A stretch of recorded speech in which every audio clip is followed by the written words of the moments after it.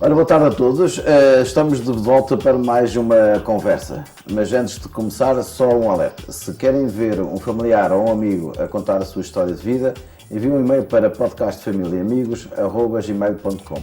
Se não apontaram o e-mail, não se preocupem que durante a conversa de hoje o mesmo irá passar em rodapé. Estamos curiosos para ouvir essas histórias e, por falar em histórias, vamos começar a nossa conversa de hoje. Vamos lá.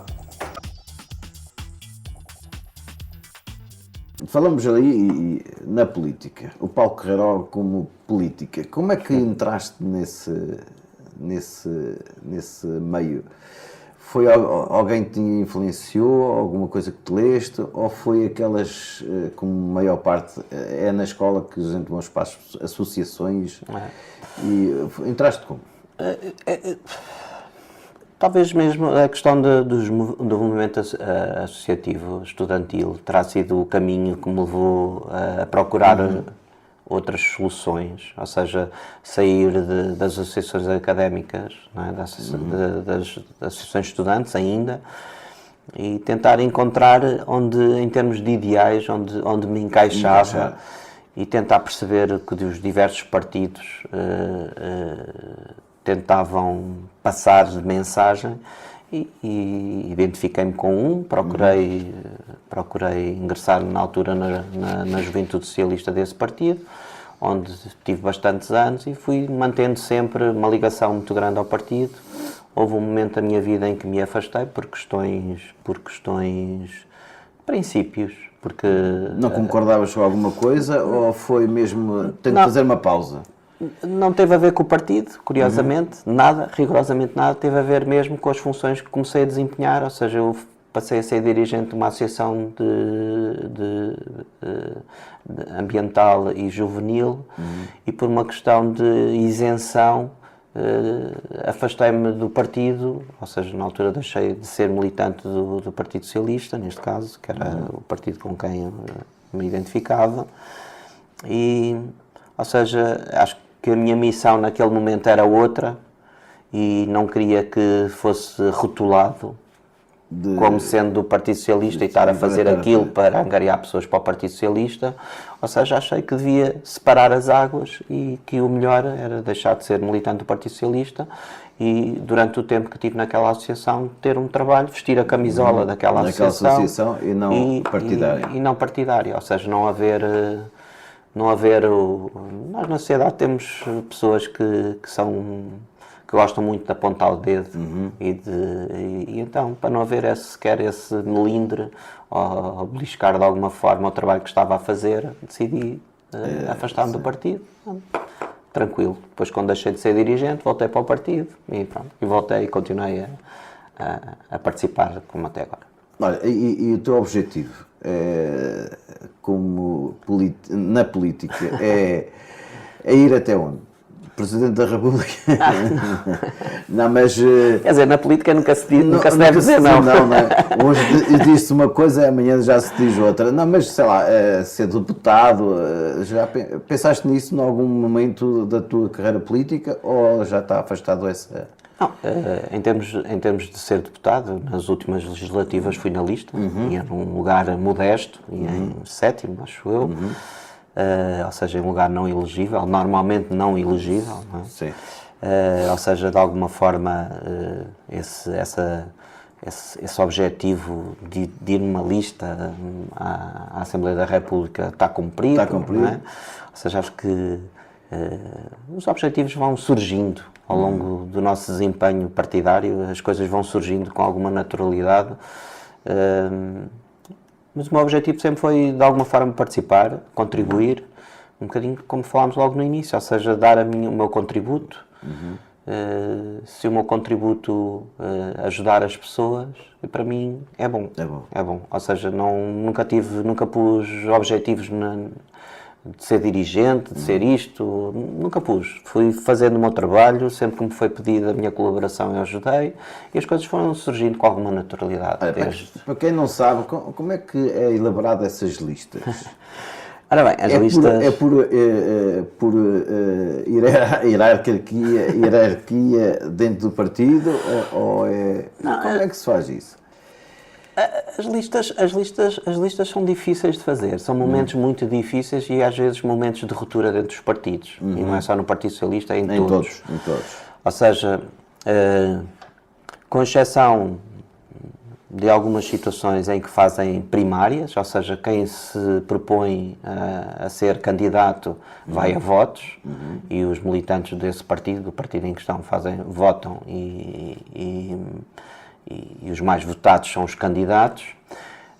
Isto é uma vertente. Eu acho que seria interessante o partido, de alguma forma, ter umas primárias e passar a ter este caminho. Não é o atual. Não é o modelo atual. Creio que o modelo atual, em quase todos os partidos, acaba por, de dentro de um leque de militantes, militantes ou independentes, porque nas nossas listas não vão só militantes, vão independentes também, é bom que isso seja dito, nas nossas e de outros partidos. Aqui acho que ou seja, tentamos escolher os melhores dentro de um círculo eleitoral, neste caso de Coimbra, e de alguma forma também representar o território, ser representativo do território, de políticas que se queiram implementar, ou seja, pessoas com determinados perfis, com determinadas formações, ou seja, temos aqui várias vertentes que se tentam agregar e selecionar de dentro das pessoas do partido ou independentes que sejam simpatizantes do partido, escolher os melhores e elaborar uma lista. Essa lista depois é votada pelos órgãos do partido. E se for aprovada, é a lista que depois é apresentada. Mas como é que se calha no 7º lugar, ou no 5º, ou no...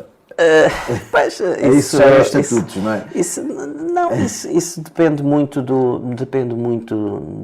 dos dirigentes. A lista, para o bom ou para o mau, tem muito da responsabilidade dos dirigentes principais, ou seja, eles são eleitos para fazer um determinado trabalho e também, em determinados momentos, têm este momento em que têm que decidir. Uns decidem mais, de forma mais isolada, ou seja, mais sozinhos. Mais isenta. E tentam decidir na cabeça dele o que é melhor, depois levam aos órgãos do partido para ser votado e aprovado.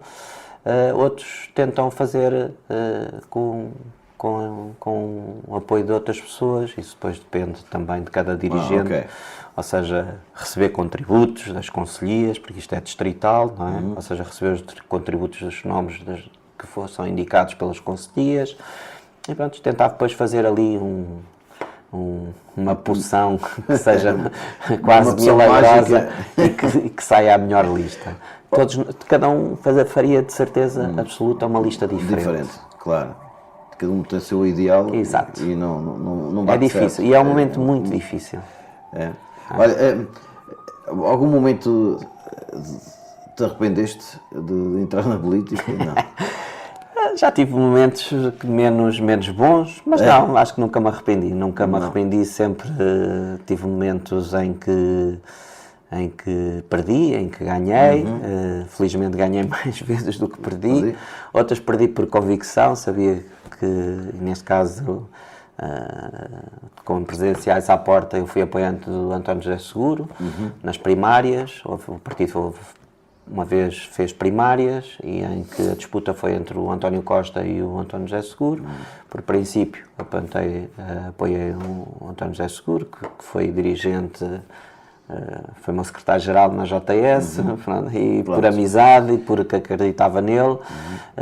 E aí, quando eu digo um bocado por princípio, porque acho que o momento em que se fez as primárias não terá sido o momento ideal, não terá sido a situação ideal. Eu defendo as primárias, acho que iriam acontecer mais vezes, mas naquele momento acho que não era o momento para se terem feitas. E senti aquilo de uma maneira diferente, ou seja, foram umas eleições um bocadinho diferentes. Havia ali de alguma forma senti que se ia perder. Não é muito o meu hábito, eu gosto sempre de acreditar na vitória, mas naquele momento tive essa sensação porque à minha volta e quase todos os meus camaradas com quem eu me dava apoiar no António Costa, e eu fui quase um dissidente aqui em Coimbra, e que apoiei o António José Seguro, e pronto, e estou muito feliz ele agora a ser candidato à Presidência da República. Espero que consiga atingir os objetivos dele e termos um presidente seguro. Muito bem. Olha, diz-me, na política, arranja-se mais amigos ou inimigos? Essa é uma pergunta difícil.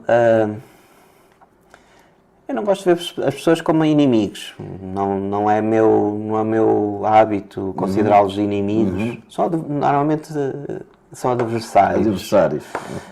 Em determinado momento, dentro da política, já tivemos em lados separados e também já tivemos juntos. Por isso, há momentos em que, de facto, não são inimigos, são adversários. E, por exemplo, este caso do António José Seguro e do António Costa, após as eleições, o António Costa foi eleito secretário-geral, e a partir daí passou a ser o meu secretário-geral, em que eu apoiei, depois mais à frente, noutra eleição, passou a ser o meu secretário-geral, com quem teve o meu apoio como militante. Foi quem foi eleito e foi para quem eu comecei, entre aspas, a trabalhar ou a contribuir dentro do partido, onde também fui dirigente. Por isso, não há essa... Não tem que haver. Falas dentro do teu partido, eu estou a dizer no mundo político, fora... São adversários, da mesma forma. Sim. Acho que não devemos... acho que ser inimigo é assim uma coisa muito forte. São adversários que nós temos que enfrentá-los. Que enfrentar, às vezes com coragem, outras vezes com boas palavras, tentar passar a nossa mensagem. E há momentos que tem que se concordar em discordar. Claro. Porque têm ideias diferentes, temos ideias diferentes. Acho que é com naturalidade que se pode chegar ao momento em que não vale a pena conversar. E pronto, concordamos em discordar. Ficamos por aqui então. É melhor. Senão ainda começamos a ser inimigos. Não. Olha, e o Paulo? Deixamos agora um bocadito a política e vamos falar um bocadito do Paulo. O Paulo, nos seus tempos livres, agora um pouco menos. Agora acho que nem tenho tempos livres, mas os que tenho são para a família. O que é que nos hobbies, o que é que tu tens de vícios agradáveis no lazer? Eu já tive mais tempo para lazer, mas gosto de televisão, gosto de ver séries, gosto de ver filmes, ouvir música muito. Que tipo de música tu ouves? Ouço praticamente tudo, sim. Desde que esteja na... É o mood. Como se está, às vezes, define o que é que vamos ouvir. Mas, por norma, sou uma pessoa que ouve tudo. Sim. Tu, eu esqueci-me há bocado de perguntar, na tua juventude, tu praticaste algum desporto federado? Sim. O que é que praticaste? Fiz atletismo, provas de fundo e meio fundo, por isso corria tudo que fosse mais de 5 km, eu corria. Mas com algum federado? Federado, sim. Na União de Coimbra. União de Coimbra? Pois, era lá perto da tua casa. Era. Tu és de União. Pensei que eras da Académica. Por acaso, ao contrário de muitos amigos, eu sou benfiquista. Em primeiro lugar. E curiosamente fui sócio da Académica durante algum tempo. E sou simpatizante da Académica. Eu não... As pessoas dizem, eu sou da Académica e simpatizante do Benfica. E depois quando vamos a ver, afinal são da outra equipa e só são simpatizantes da Académica. Eu, sem qualquer tipo de problema, a Académica... ainda vivia na Figueira, já tínhamos aquela coisa da Académica. A Académica acho que é um bocadinho como o Belenenses, era em determinado momento. Era um clube de carinho, que as pessoas tinham um certo carinho por esses clubes. A Académica, mesmo antes de viver em Coimbra, tinha o meu carinho, ou seja, mas na realidade... Aí o meu pai passou-me a ideia que eu devia ser benfiquista e muito cedo mudou-te logo a ideia. E aí sou benfiquista, gosto muito da Académica. Pensei que como praticaste na União tinhas ficado unionista. Não, por acaso não. Não, Não ficaste. não. Olha, e que para ti, provas, em que lugares ganhaste alguma? Ou Eu era um bocadinho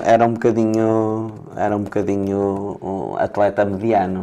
Nunca me destaquei muito em termos de atletismo. Era mais por gosto e por me sentir que Fazia bem o desporto? fazia bem desporto. O meu pai sempre, lembro-me desde miúdo, de ir correr com o meu pai, ou seja, ainda nas abadias, lá na Figueira, íamos correr. Ele também praticava desporto, era? O Ou fazia... meu pai sempre foi um desportista, sim? desportista, sim.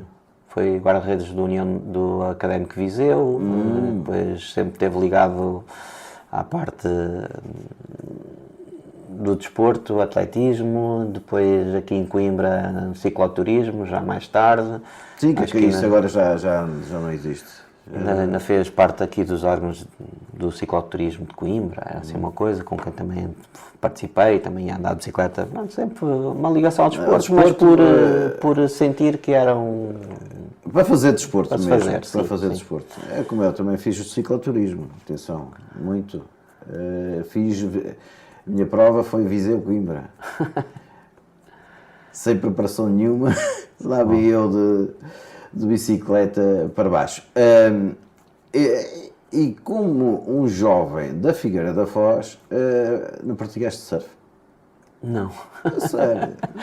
Acho que experimentei uma vez ou outra, mas por Não acaso gostaste? isto é um bocadinho aquilo que eu disse há pouco. Às vezes as pessoas vivem junto ao mar, à praia, e depois não lhe dão aquele valor. E por acaso não. Eu também era muito miúdo, ainda tinha 10 anos Sim. quando vim para Coimbra. Claro. O meu irmão fez remo, a minha irmã vela. Eu, por acaso, se calhar quando devia ter começado foi quando vim para Coimbra, e então comecei no atletismo e fiquei por aí. Está bem, ok. Olha, e como é que veio esse bichinho da neve? Ai, a neve. A neve é uma história engraçada. Há bocado pedias-me uma história engraçada e acho que o meu bichinho da neve é uma dessas histórias, agora que estava aqui a pensar nisso. A neve foi giro, estava na altura na associação que eu dirigi, lá em Oliveira do Hospital, chamava Servedos. E estávamos assim já umas horas tardias, e um dos amigos meus gostava muito de neve e disse: amanhã vai estar bom para a neve, queres ir experimentar? E eu confesso que além de já ter bebido uns copos valentes naquele dia, disse-lhe que sim, um bocado por dizer: ok, vamos lá, vou lá partir uma perna, assim um bocadinho a brincar com ele. E ele, então sei lá, não sei, 7 da manhã estou em tua casa, já não sei a hora. Uma hora. Eu estava a dormir e começaram a buzinar, e era ele. E ele disse: não te preocupes, eu levo-te material e não sei o quê, vais comigo e vais experimentar. Eu, ok, tudo bem. Então às 7 da manhã a buzinar, E eu, que é isto? o que é que se passa aqui? Eu, pá, bem. E então fui com ele para a neve, um dia terrível, nevoeiro, não se via nada. E não sei, caí dezenas de vezes, não fiz nada de jeito, mas achei aquilo um desafio. Ou seja, Quanto mais cais, mais vontade tens de eu até tenho repetir. jeito para o desporto, mas isto não está a correr nada mal, bem. não está a correr nada bem, está a correr tão mal. E fiquei de voltar e tentar. E então depois já foi um dia com sol, com visibilidade, ou seja, e já foi tudo diferente. E a partir daí foi surgindo o bichinho. E começaste, pronto, na Serra da Estrela, como é óbvio. Certo, na Serra da Estrela. Mas já visitaste outras áreas, né? E daquelas que visitaste, qual é que te mais atrai?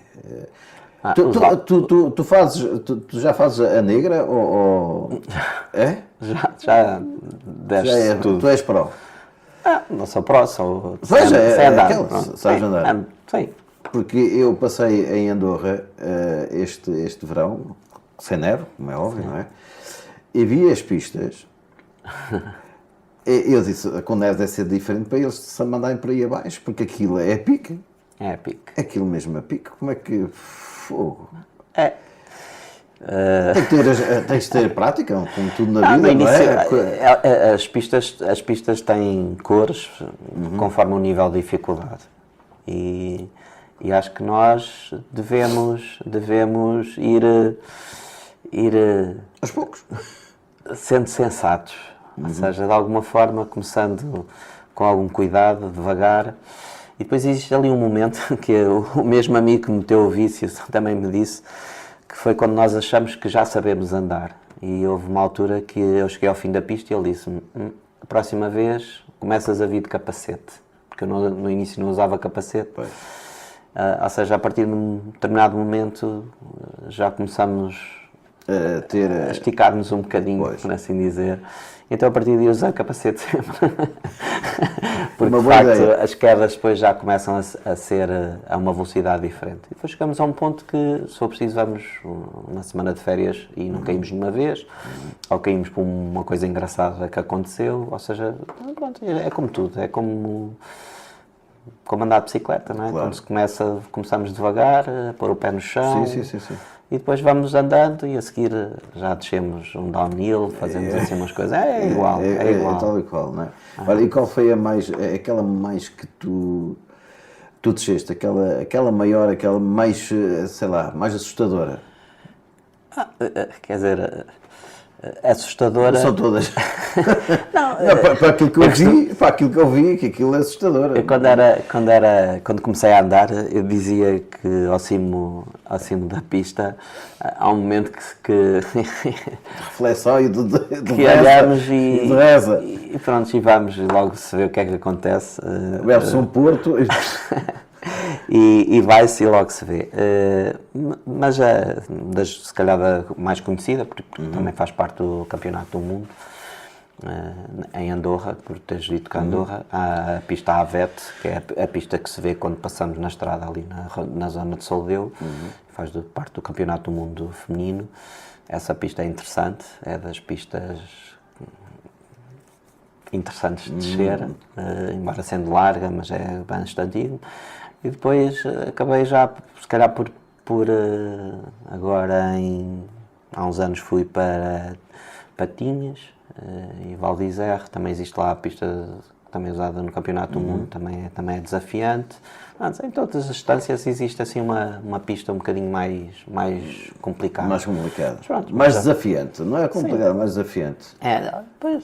Mas é muito trânsito, não, nessas alturas. Nessas pistas não costuma haver trânsito. Não, porque há pouca gente a fazer isso. a descê-las. Descê-las. As pistas às vezes mais complicadas até são as pistas mais simples, porque tem muita gente e por vezes... Mas aí é como tudo, é regrar a velocidade às pessoas que estão na pista, ter respeito pelo próximo, ou seja, é um bocadinho... Mas deixa-me ver, pronto, estamos a falar da neve, mas qual como é que se chama? Aquilo é ski? É ski? Eu faço ski. Faz ski sim. ou snowboard? Ski. O ok. snowboard, as minhas costas acho que não permitem. Já não? Não. Nunca experimentei, já tive vontade, mas não acabei por não experimentar. Eu acho que eu vou ver, eu estou cá de fora, que eu também gostava de uma vez experimentar a neve. Imagina, só fiz aquelas de menor, mas assusta-me é estar com dois pés presos. No skate ainda esteja o pé e sai, agora ali aquelas duas pernas presas ao cair é assustador para mim. Aquilo tem sistema sistemas de solta, não é? não é? Quando se vai a determinada velocidade e se cai, aquilo pela torção acaba por sair os skis e não há esse problema. Mas nunca te chamou? Mas tens sempre alguém a gritar-te: trava, fatia de pizza. E então, acho que deve ser, eu costumo dizer, quando as pessoas estão a aprender, que se virem que vão com velocidade a mais, para o que acham razoável, para se deixarem cair para o lado, devagarinho, e às vezes é um bom princípio, começar devagarinho, e aprender a cair primeiro. Pois. E quando se cai aleija, não é? Nem sempre, a neve não é tão fofa como parece, pois. Principalmente nas pistas, que está pisada. É que aleija é o brutal, não é? É em bruto, o gelo em bruto, não é brutal, é gelo em bruto, digo eu. Há momentos que dói um bocadinho. E já tiveste assim alguma queda assim? Já tive quedas engraçadas. Tive nessa pista em Val d'Isère, que falava há pouco. Há um vídeo das pessoas com quem eu costumo ir para a neve e eu não sei, mas devo ter ido 200 metros, 300 metros sem conseguir parar. Turma. E só vi ao lado alguém a rir-se, porque eu ia às trambolhões e pronto. Mas correu tudo bem, não me magoei, mas foi assim uma queda daquelas. Foi a queda mais longa que eu tive. Parecia que nunca mais acabava. Olha, vamos agora aqui às perguntas e respostas.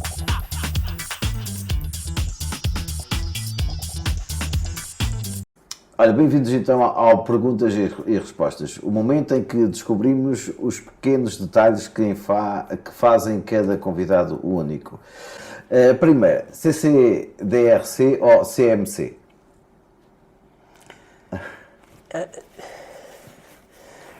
Neste momento é CMC, claro. Eu quando entro nos projetos visto a camisola e então neste momento sim, tenho um carinho muito grande pela CCDR, foi a casa que me acolheu durante muitos anos. 20 anos, mais de 20 anos, desde 2003. E tenho um carinho muito grande, foi onde eu cresci profissionalmente. Gosto muito, tenho grandes amigos na CCDR, mas agora neste momento o meu desafio é a Câmara Municipal de Coimbra, onde tenho que dar o litro, como se costuma dizer. Ou mais que litro. Olha, ter razão ou ter paz? Ter razão ou ter paz? Ter paz. A questão dos confrontos às vezes fazem-me alguma confusão porque depois as posições são extremadas e... São mal interpretadas, para aí. E às vezes há razão dos dois lados, ou seja, a razão divide-se e partilha-se e há que saber também perceber que a razão nem sempre tem que estar só de um lado. Então é preferível ter paz e a paz acho que responde um bocadinho à questão de ter ou não razão. Pois, e vai ao encontro daquilo que falámos já há bocado também. Ok, fama ou reconhecimento? O reconhecimento é mais gratificante, sim. Ou seja, a fama é efêmera, não é? É um momento. Acho que o reconhecimento é mais... Olha, trabalhar para viver ou viver para trabalhar? Trabalhar para viver. Ou seja, acho que o que nós recebemos do nosso trabalho serve principalmente para nós vivermos melhor, termos momentos mais gratificantes com a família, ter tempo para estar com ela, ou seja, o trabalho não deve ser, deve ter o seu momento. Agora, Luís Carneiro ou Pedro Nuno Santos? Essa é uma pergunta me atrai. Como disse há pouco, eu, quando falei de António José Seguro e António Costa, aqui é um bocadinho a mesma coisa. Eu fui apoiante do Pedro Nuno Santos, mas neste momento o nosso secretário-geral é Luís Carneiro e por isso Luís Carneiro. Luís Carneiro, ok. Olha, dar ou receber? Dar. Eu gosto de dar. Nem que seja depois para receber um sorriso ou um abraço. Isso. Bem, e voltamos então à conversa principal. Onde é que estás a trabalhar neste momento? Neste momento estou a trabalhar na Câmara Municipal de Coimbra. Estou a trabalhar no Gabinete de Apoio à Presidência e estamos a iniciar um ciclo autárquico desafiante, ou seja, é isso. E é isso. Olha, e qual foi, portanto, estás lá há pouco tempo, não é? Qual é a maior dificuldade que encontraste neste trabalho? Ou estás a encontrar, que isto ainda está muito recente. Exato. Há ali momentos em que se está ainda a tentar descobrir algumas coisas. Neste momento é a quantidade de assuntos e a abrangência que tem uma Câmara Municipal. Ou seja, quando nós vimos de um trabalho onde as tarefas se restringem a determinada área, nós acabamos por focar o nosso objetivo e tornar-nos peritos. Aqui a abrangência é muito grande, é muito ampla, e ainda mais estando ali, no apoio à presidência, ou seja, a decisão, o momento da decisão abrange todas as áreas que uma Câmara Municipal acarreta. E então torna-se um bocadinho mais difícil conhecer os procedimentos, às vezes da própria autarquia, como as coisas são feitas, entrar um bocadinho na engrenagem da máquina. A máquina nem sempre funciona à velocidade que nós queremos. E depois é um bocadinho lidar com essas situações, ou seja, a urgência do cidadão é sempre máxima, ou seja, a pessoa importa. E então, se a pessoa importa, a resposta tem que ser dada em tempo que faça sentido para essa pessoa, e por vezes o desafio é esse o desafio de dar a resposta em tempo útil para a pessoa, porque os tempos das pessoas são diferentes. O que pode ser muito importante para um determinado cidadão em Coimbra, para o outro nem sequer tem qualquer tipo de importância. E então temos que ser empáticos, temos que perceber qual é a necessidade, de que maneira que a pessoa, aquela situação, lhe resolve o problema. E estamos para resolver problemas. Problemas, a encontrar soluções. Resolvê-los e encontrar soluções. Nem sempre a solução é a melhor para a pessoa. Mas o importante é ter de tomar a decisão e ir encontrar uma solução. Importa o cidadão também receber uma mensagem de volta. Sim. Não é? Senão eles esqueceram-se de mim. Sim, isso também é importante. Isso o timing também é ser o timing certo para a pessoa sentir que realmente olharam para ela. Sim, não é? É isso mesmo. Não é? Ok, olha, eu sei que dás aulas, não é? Também, mas ainda continuas ou deixaste agora para... com este novo desafio também está a ser um bocado complicado, não? Conjugar as duas coisas, não é? Tem sido difícil porque neste momento é um momento de aprendizagem. Estou num momento de aprendizagem e não há tempo para estágio. Ou seja, é entrar logo mão na massa e fazer. Ou seja, as aulas neste momento tem sido difícil conciliar. Neste momento... Estás a dar aulas aonde? Eu estou a dar aulas no Politécnico de Coimbra. Estou a dar em Oliveira do Hospital, na Escola Superior de Gestão e Tecnologias de Oliveira do Hospital. E eles têm neste momento um polo ali na Escola da Bairrada, em Anadia, e também estou lá a dar uma disciplina, por isso estou a dar uma disciplina na Anadia e uma em Oliveira do Hospital. E neste momento está a ser desafiante, o semestre acaba esta semana, vão ser as últimas aulas esta semana. No próximo semestre só tenho uma disciplina e neste momento o que estou a ponderar é de facto reduzir ou poder deixar de dar aulas. Neste momento estou a pensar, estou a equacionar. Sim. A minha ideia é manter uma ligação, porque mais uma vez a questão das aulas vejo como um contributo para a sociedade também, uma maneira de contribuir, de passar conhecimento, ou seja, de dar, aquilo que estávamos a falar há pouco. E gostava de manter esta ligação, mas claramente estou a equacionar, tendo em conta as funções que tenho agora, que está a ser complicado. Não há de ser nada, é o tempo de adaptação. Quando estiveres lá daqui a 2 anos... Olha, já dás aulas há algum tempo, não é? Desde 2010. 2010, 15 anos.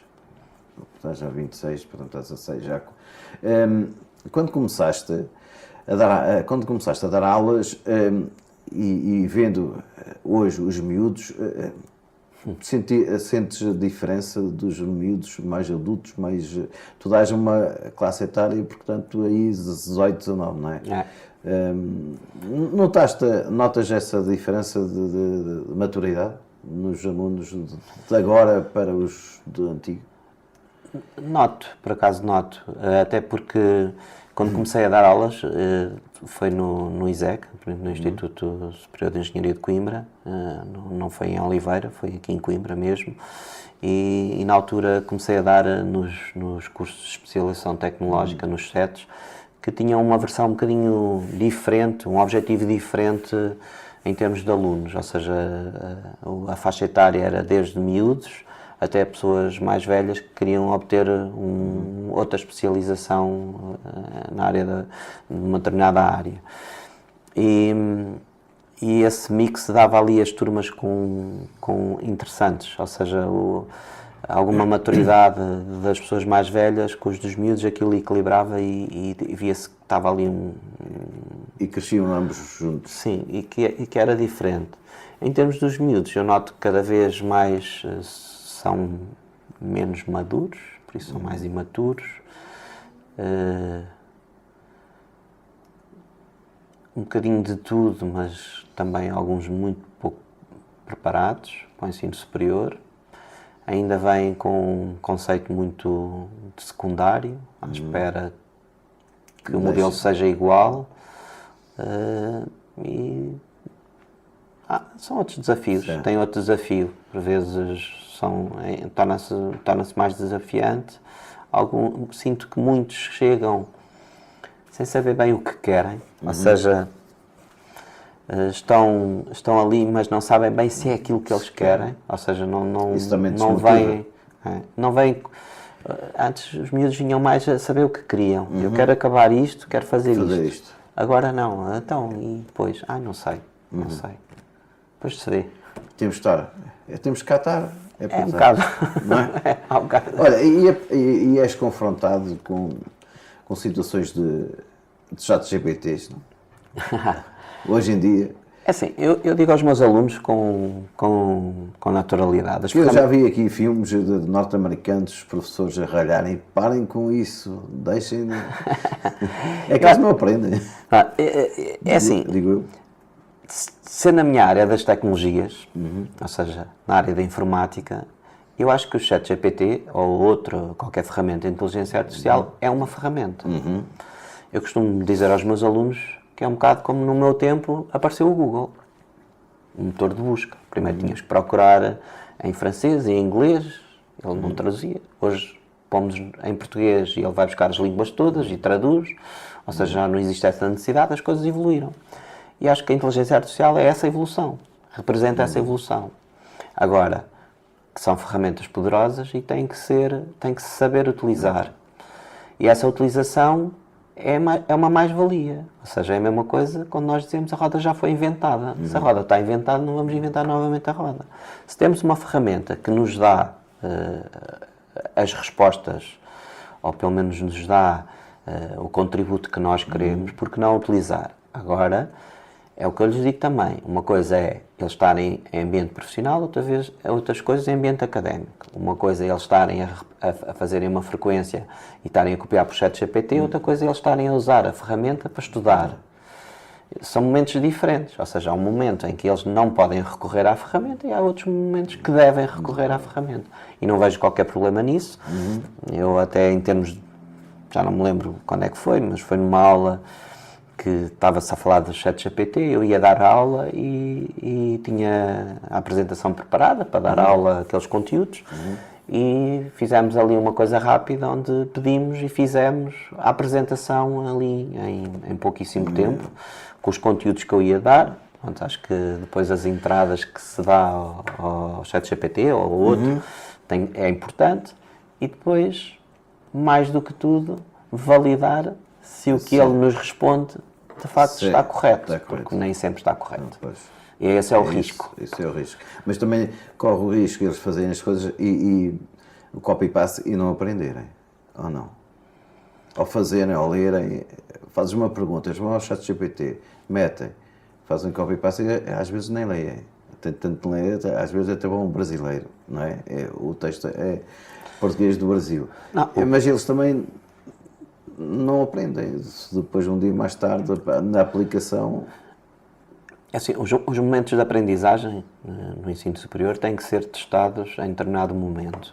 Como depois o professor decide fazer, depende de professor para professor. Claro.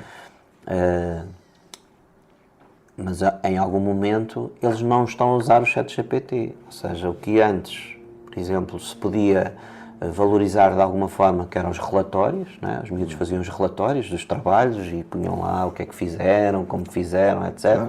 Hoje em dia, para mim, os relatórios valem muito pouco. Porque os relatórios, a maior parte deles, são feitos com o uso da inteligência artificial. Agora, Os testes, as frequências. Agora, os testes, as frequências, as perguntas que se fazem em aula, cada vez mais acho que voltamos a um modelo Participativo nas aulas, não é? participativo na aula, em que o professor tem que estar mais ativo e tentar recolher informação de cada miúdo, o que é que ele está a fazer questões e essas questões contarem, ou seja, deixar de ser aquela questão das frequências, porque as frequências também surgem, também aparecem, também se fazem. Mas pronto, temos que valorizar coisas diferentes. Eu, neste momento, com alguma frequência, eles fazem pitches na aula, onde cerca de 30 minutos antes ou 15 minutos antes são pedidos uma intervenção, do ponto de situação do trabalho, o que fizeram, o que não fizeram, e eles vão à frente para a turma toda dizer o que fizeram, o que têm feito, etc, etc. E esses momentos, eles até podem ir buscar o ChatGPT, mas não conseguem em 10, 15 minutos decorar o que o ChatGPT lhes debita. Então tem que ter a consciência do que de facto estão a fazer. Mas os professores têm que se adaptar a isso? Acho que sim. É? E com alguma naturalidade. Não vale a pena gritar com eles porque eles vão usar a ferramenta. Claro. Mas isso é de um professor de informática, não é? Agora de um professor de outra disciplina, não sei, não. Mas tem que se adaptar, não é? Este ano estou a dar pela primeira vez uma disciplina de sistemas digitais. E é curioso porque eles volta e meia agarram nas fórmulas e para simplificarem vão lá pôr ao ChatGPT. E o ChatGPT engana-se frequentemente. Pois. Eles têm que saber fazer, porque o ChatGPT não lhes dá a resposta correta. Olha, e já tiveste algum conflito com pais? Porque hoje em dia é complicado com pais. Tiveste algum caso, ou nessa idade, cada um eles são maiores, não é? Os pais não... neste nível já não existe, essas coisas de pais... Pelo menos eu nunca tive esse problema. Ok. Mas por norma já não há tanta essa intromissão dos pais. Ok. Olha, ou para mal, atenção, não estou a dizer que é mau. Claro. Às vezes os pais é a preocupação deles e querem melhor para os filhos e tudo bem. Claro, claro. Olha, o que a vida te ensinou até agora? Tanta coisa. A vida ensinou-me que é um desafio e que temos que encará-la com coragem em alguns momentos e que temos que aprender com ela e saber que um dia termina e basicamente é isso. É mesmo ir aprendendo todos os dias, aproveitar cada momento. Estarmos atentos ao que nos distrai e que não deve ser o foco. Por vezes as distrações são muitas e é fácil de alguma forma perder o foco do que é importante. E acho que é isso, olhar para a família, ter a família junto de nós, os amigos e que nos dá força depois para as outras coisas da vida. Claro. Olha, Paulo, 53, não é? Sim. O Paulo com 53 anos, se encontrasse o Paulo com 16 ou 17 anos, o que é que dirias? Eu acho que tinha algumas coisas para lhe dizer. Não faço. Tinha alguma coisa para lhe dizer. E acho que a questão de, por exemplo, de ter deixado de estudar e ter ido trabalhar seria um dos alertas que lhe teria dado. Não faças isso. Sim. Mas aí sentiste que perdeste alguma coisa? Perdi tempo. Aprendi outras coisas, mas acho que perdi tempo. Ou seja, perdi algum tempo na minha vida e tive que fazer as coisas em outros momentos em que tive que retirar momentos por exemplo, à família. Ou seja, o voltar a estudar e começar a estudar depois implicou que para eu estar a estudar não estava com a família. Pois. Ou seja, de alguma forma é um bocado por aí. Ou seja, e as coisas por vezes têm aqueles momentos, os momentos certos, e na altura, quando nós somos miúdos, temos o suporte dos pais e podemos ter tempo para estudar. Ou seja, dá tempo para estudar e estar com a família. Não é? Depois, quando se está a trabalhar, o tempo encolhe, não é? Ou seja, existem X horas do dia que estamos a trabalhar e depois o resto tem que ser tudo partilhado. Ou seja, com a família, com os estudos, com outras atividades que se tenha. Ou seja, depois aquilo fica mais difícil de gerir. De gerir.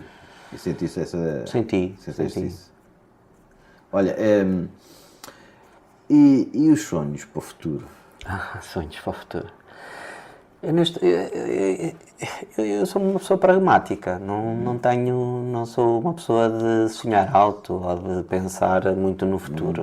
Eu gosto de pensar No presente e com os pés na sim, terra. pensar o momento, viver o momento, o futuro. Eu não sendo crente, mas vou usar uma expressão de crente, a Deus pertence, não é? Ou seja, é mesmo isso, o futuro virá lá à frente e nesse momento vão ser outras Mas não tens decisões. assim sei lá, uma viagem, um sonho de fazer a viagem? Não sei se, pronto, tu gostas de viajar porque vais de férias para a neve.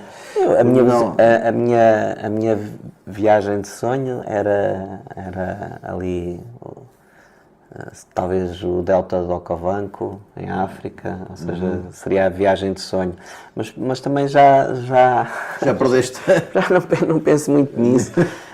Agora tenho outro desafio, tenho uma criança com 3 anos e Claro. esse o meu foco. Claro. Garantir que a minha filha mais velha tem um apoio nos estudos e consegue atingir os objetivos dela e que este pequenote cresça com saúde. Ele passou aí uns momentos mais difíceis em pequenino e que agora cresça com saúde, sem problemas e daí o futuro é eles bem. É o dia a dia.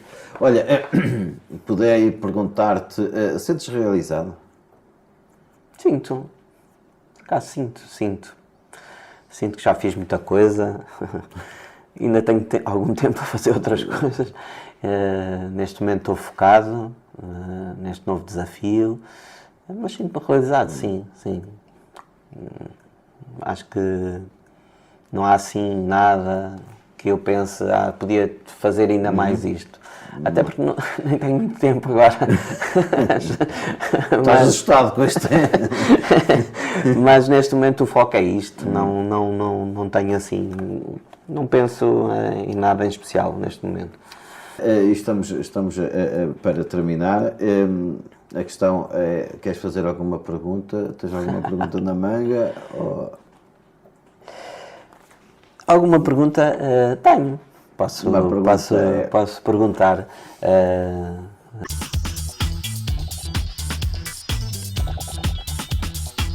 Sei que tu também és uma pessoa de família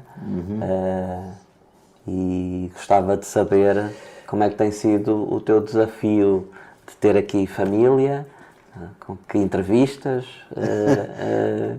e se tiveste surpresas nessas tuas entrevistas com os teus familiares.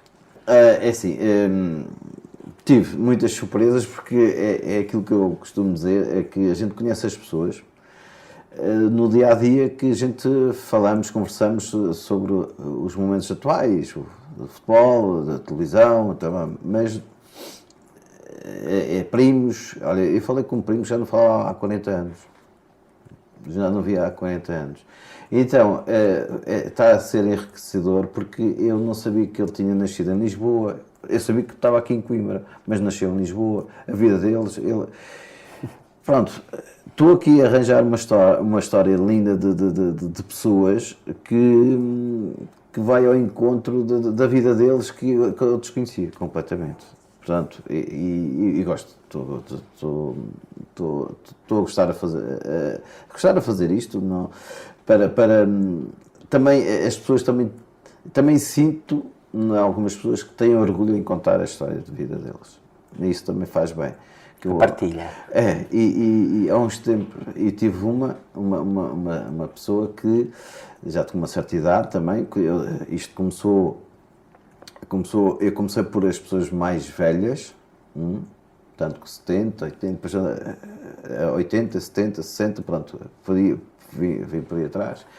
E algumas pessoas de 70 já estão reformadas, estão em casa, sozinhas, e eu ligo-lhe, olha, sim senhora, eu sei, então, eu vou avisar, eu aviso sempre de segunda para o fim de semana a seguir. E na altura estávamos no Covid e estávamos todos confinados. E ligo para a senhora e digo, olha, vamos gravar na próxima semana, pode ser? E ela, pode, sim senhora. Sim senhora, Luís. No próprio dia, liguei, olha, vamos começar a gravar, isto foi por telefone, ainda era ali ao fundo, e ela disse, olha, isto fez-me tão bem, a semana passou-me tão rápido, porque elas estão confinadas a ver televisão, olha, eu pensei na minha vida. Boa. E olha, ainda bem, e depois no final da conversa, olha, eu gostei imenso de estar a falar, eu gostava de fazer isto com os meus netos, porque hoje o dia, as histórias que eu ouvi da minha avó sentadas na lareira, hoje em dia já não acontece isso. É engraçado ela contar a história, mas queria que contar aos netos. Mas os netos hoje em dia já não param ao pé dos avós. Tem que se fazer aí um... E ela ia sentir ali uma mágoa. E depois estive a explicar as coisas do dia-a-dia de hoje, é diferente. E foi engraçado, E é engraçado estar a fazer isto. Que bom. É engraçado estar a fazer isto, porque tenho alguns não quero, mas há outros, boa. Eles sentem orgulho de vir contar aqui a história. E não sentiste bem também? Senti bem, sim. É um momento em que nós falamos. Agora estava aqui a pensar numa série de coisas que podia-se ter falado e não se falaram. Mas assim, ficou o essencial. Já aconteceu, mas acontece a maior parte das pessoas, quando a gente vai para o office, desligamos, e depois aqui disse, podia ter contado isto, para termos alguém podendo duvidar. E eu, pronto, é isso. Agora estava a pensar na lareira, eu ainda sou da geração de estar na lareira,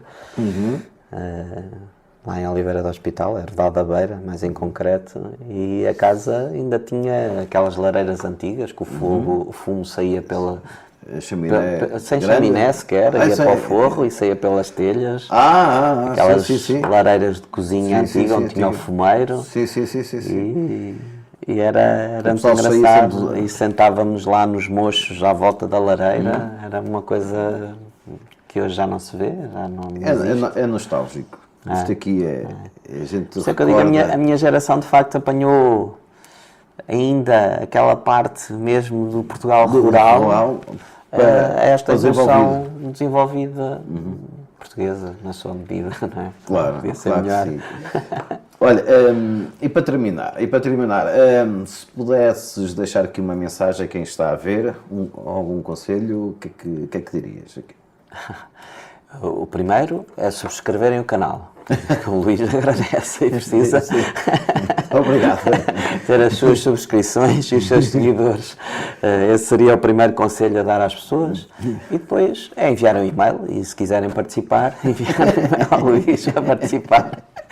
Virem aqui contar as suas histórias de vida e tentar passar as suas mensagens à família, à sua família, aos seus amigos. Bem, e assim chegamos ao fim de mais um episódio do Família e Amigos. Agradecemos ao Paulo Carreiro, muito obrigado por partilhar connosco a sua história, as suas aprendizagens e a sua visão de vida. Obrigado também a quem nos acompanhou desse lado. Continuamos a acreditar que são as histórias reais, vividas entre família e amigos, que nos ajudam a compreender melhor o caminho de cada um.